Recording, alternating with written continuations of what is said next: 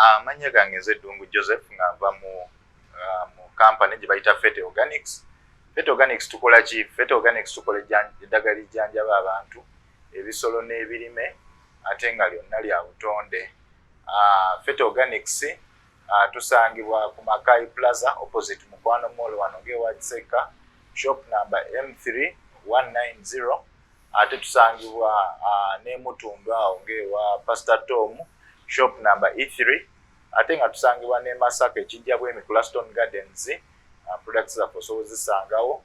Ate gwe Masaka era osobola kuzifuna feeds, osobola okusangawo products zaffe e Masaka ku Elgin Street okuliraana n'akatale wansi wa Macopix studio wetuli nawo osobola okusangawo products zaffe. Fete Organics tukola eddagala lijjanjaba abantu, ebisolo wamu n'ebirime ate nga byonna bya butonde.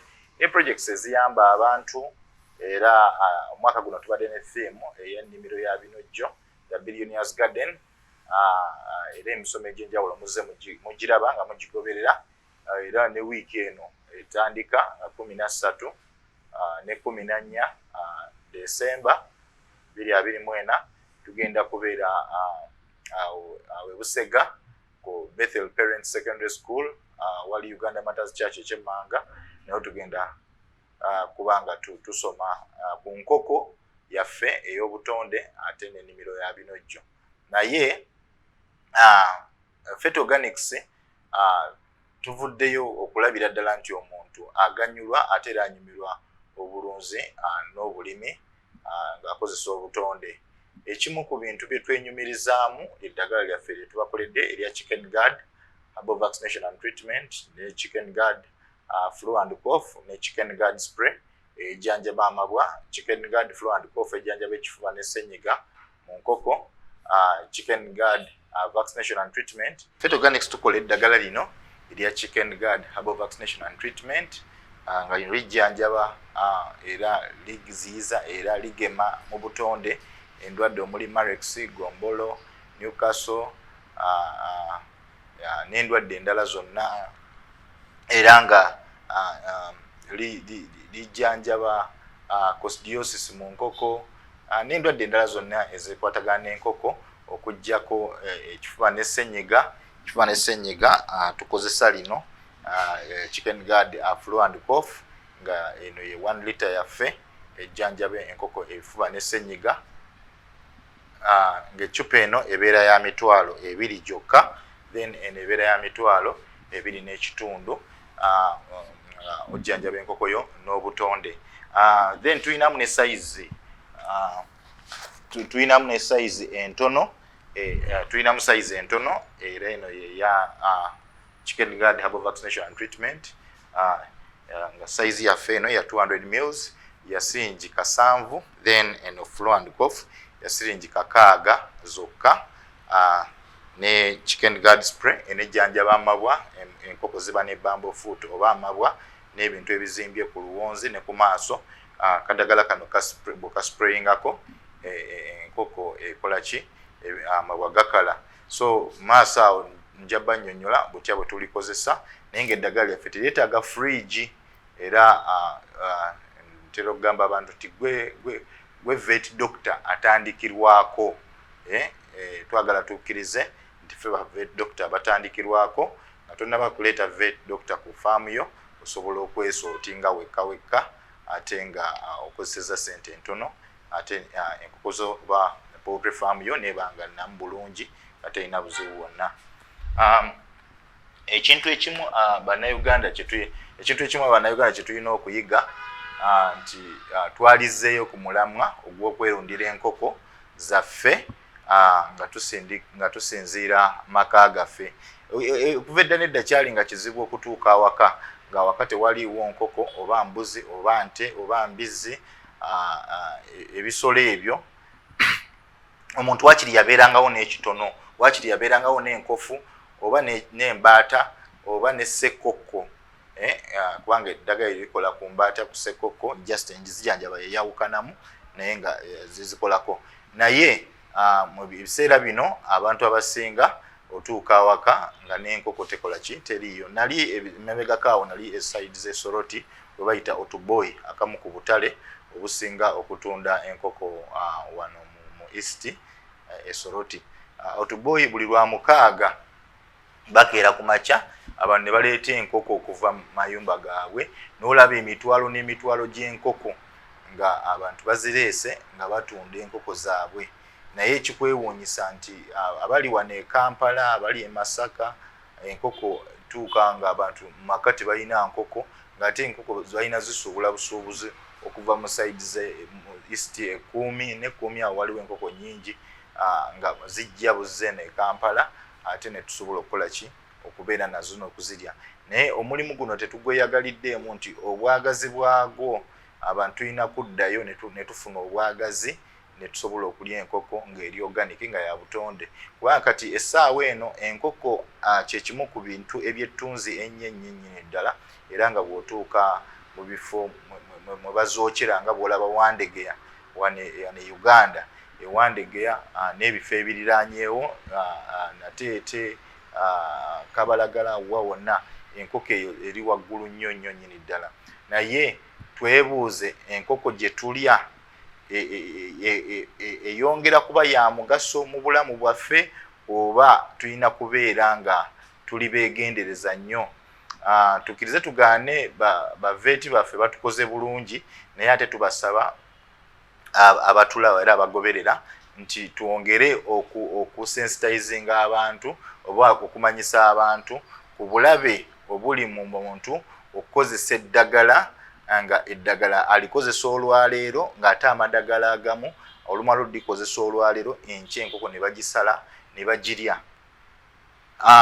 Ekimu ku bintu bye ŋŋenderera nti ne akawoowo akava mu nkoko zaffe zino lwakuba nti bano abazookya bazisipayisinga nnyo baziteekamu nnyo ebirungo n'obuzibwabuzibwa, naye enkoko yandibadde etuwoomera bweba etuuse ku ssanga yakumala gisipayisinga okufuna tesiti yaayo entuufu, kiba kya bulabe. Nti weesanga ng'omuntu akubye enkoko eddagala ng'enkoko erina okumala wiiki 3 ku mwezi mulamba nga takoze eki, nga tannaba kugirya, ng'alina kubanga agitadde wabbali eri mu sick bay. Naye weesanga nga Christmas etuuse, Easter etuuse, Idi etuuse, nga omuntu alinda ku Lwabiri-4 ku Lwabiri-3 enkya Idi n'agenda mu katale n'agula enkoko, naye ng'enkoko oli yagireese n'agikuba eddagala. Ate n'ezaffe zennyini eziri Nansi wano newankubadde abantu tuzijjumbira nnyo ne tugamba nti eno olw'okuba Nansi oba eri loko nti yo terina buzibu olimba, olw'ensonga basobola ogireeta nga yavudde Essoroti noli n'agirabamu ng'esumagira nga erina costiosis, erina gombolo, erina Newcastle, erina endwadde ez'enjawulo n'agikuba eddagala. Naye eddagala lino nkusaba weebuuze, eddagala lino si lya bulabe?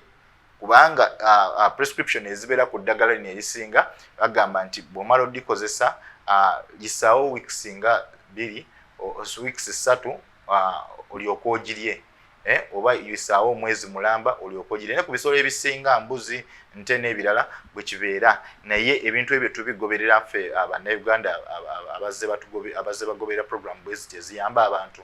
So tulina okubeera abeegendereza nti kansa zettonze n'endwadde zettonze olumu tusobola okuba nga ziyinzika okuba nga ziva ku ddagala bwe lityo.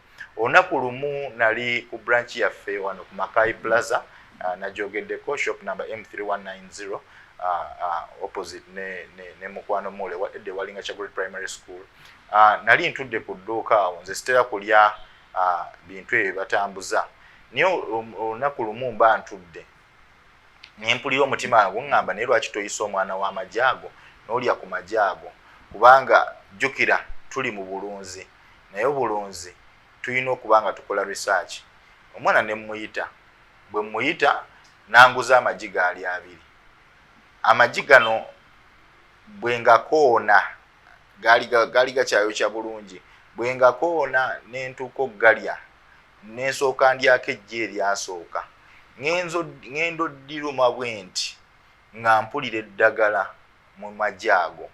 Naye weebuuze, bw'ebanga eddagala eryo baali zikubye ejjo nze kyendya si kya bulabe gyendi era bameka abagenda okugoberera ekyo. Nze ng'omusawo nakirya nali ejja eyo nenkitegeera nti kya bulabe, naye lowooza abantu bameka abali eyo abalya Rolex, abalya amagi amasiike, abalya amagi mu mbeera zonna ez'enjawulo mwogaliridde mu byokulya ebyenjawulo mwe batabula oba kyapa oba ki, nga bonna mulimu amagi, nga babibuzaabuzizza oba n'okuspicinga oba n'okuteekako vegetables, n'olya eggi n'otategeera bulabe bulimu.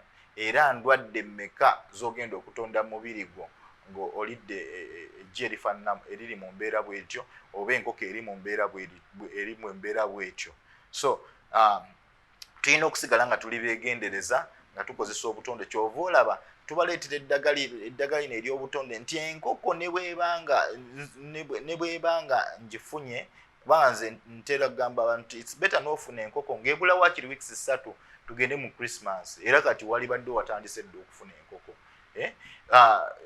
Kirungi nnyo n'ogifuna n'obeera nayo n'ogiwa ku ddagala ery'obutonde ne lyozaamu obutwa mu nkoko yo n'esobola okukola ki, n'osobola okulya enkoko ng'olya nkoko. Edda twalyanga enkoko ng'enkoko ewooma ng'ewunya akawoowo. Eddagala ery'obutonde abazze bakozesa eddagala lyaffe mukimanyi bulungi. Bw'okozesa eddagala lyaffe enkoko akawoowo kali kavaayo naye kaabulira wakati. Kyekibuuzo kyenkubuuza gwe azatugoberera. Akawoowo awo kaabulira wakaabula nti olw'ensonga tokyakozesa butonde.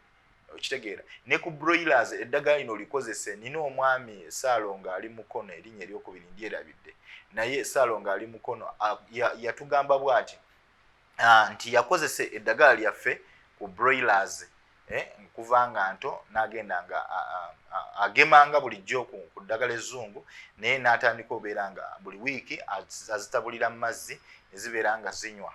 Bwe zibeera nga zinywa nga bwe zifunamu embeera yonna, kuba immunity yazo ebeera waggulu, kizibu enkoko okulwala era bazze balikozesa ne mazzi.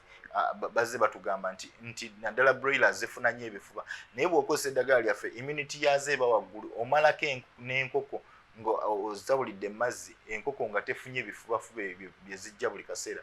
Naye Saalongo yatugamba bw'ati nti munnange ekinneewuunyisa nti enkoko eno bwe ngiteeka katale nga ngirunze mu mbeera gye ngirundiddemu n'eddagala lyaffe erya Chicken Guard vaccination and treatment ne Chicken Guard flu and cough, tugenda okumalako ebbanga mwe ngitundidde oba weeks 6 oba 7 oba 8.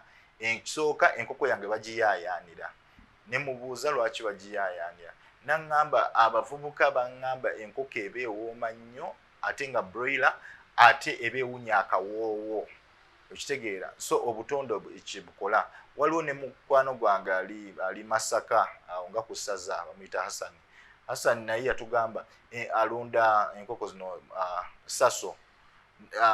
Yagamba enkoko ze baziyaayaanira nnyo lwa kintu kimu nti ziwooma nnyo, nga bo beebuuza yazirunda ati eziwooma ennyo. So ekigenda okuleetera enkoko yo okuwooma ennyo bwe butonde bwe tubasomesa musobole obutambuliramu ate mubeere nga muli beegendereza mu nnunda y'enkoko zaffe nti ebirungo bye tuteeka mu nkoko. Olunaku lumu bwe ndiba njogera ku mbizzi ndikubuulira kiki ekiwoomesa embizzi, ennyama yaayo neevaayo ng'ewooma nnyo. Kati nkulaze ekiva ku nkoko, ekiwoomesa enkoko bwe butonde. So beera ng'ogoberera videos